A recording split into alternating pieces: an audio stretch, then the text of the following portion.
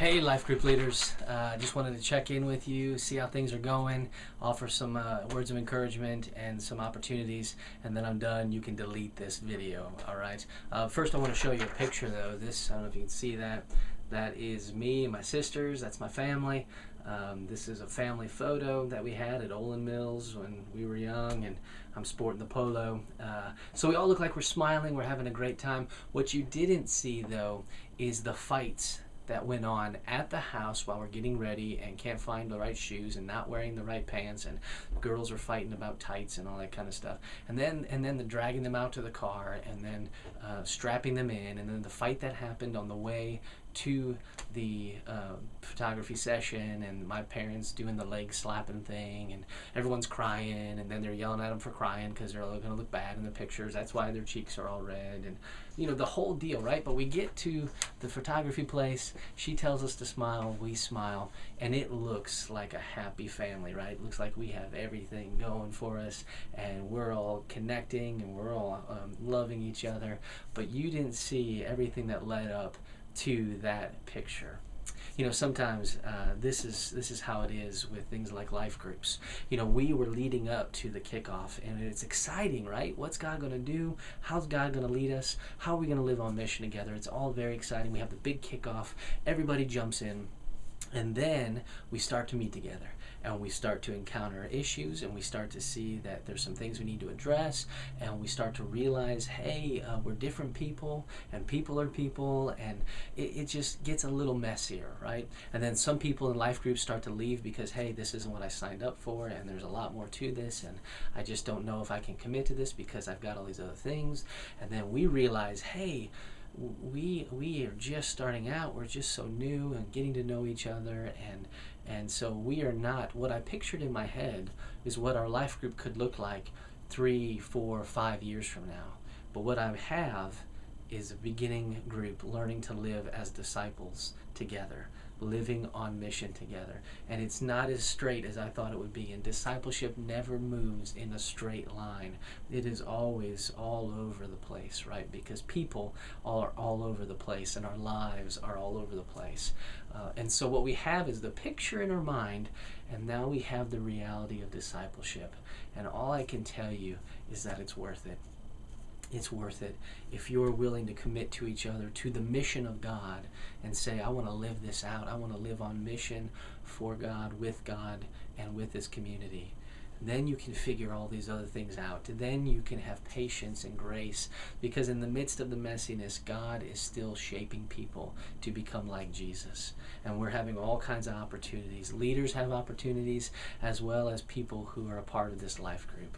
You know, it reminds me in the book of Acts when Cornelius is this Gentile, and he's this God-fearer, and he has this vision, right? This angel comes and speaks to him.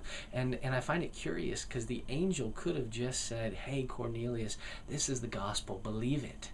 But the angel doesn't do that. The angel says, I want you to call for a man named Peter, and he's going to come to your house, and he's going to explain everything, right? And so then God, this vision, Peter has this vision, and he comes to Cornelius' house, this Gentile, and he goes inside, and he meets with the family. He shares the gospel with them. They believe, Cornelius and his whole house, and he spends time with them, right? This amazing story. God could have just told Cornelius what the truth of Jesus is, but he wanted to bring Peter in on this. And in the process, Peter is shaped. Peter learns, and Peter says, I know now that the gospel is meant for the Gentiles as well. And it's this amazing turn in Peter's life, right? But it also was an amazing turn in Cornelius' life. And so in the process of discipleship, Cornelius and his family believe the gospel. But also Peter sees what God is doing next, and Peter is shaped as well. I think this is true of you and I as we are walking with people, praying for and talking with and sharing our lives with people in order to become more like Jesus and live on mission for Him.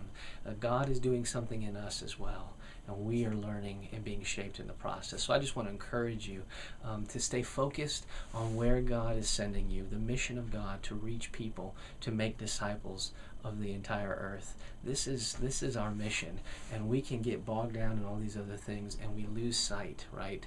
And we just retreat back into what is safe, and yet we need God to lead us out into our community. I would encourage you to pull out that covenant and start to ask some of these questions. It'll have a way of refocusing the group on what the mission is.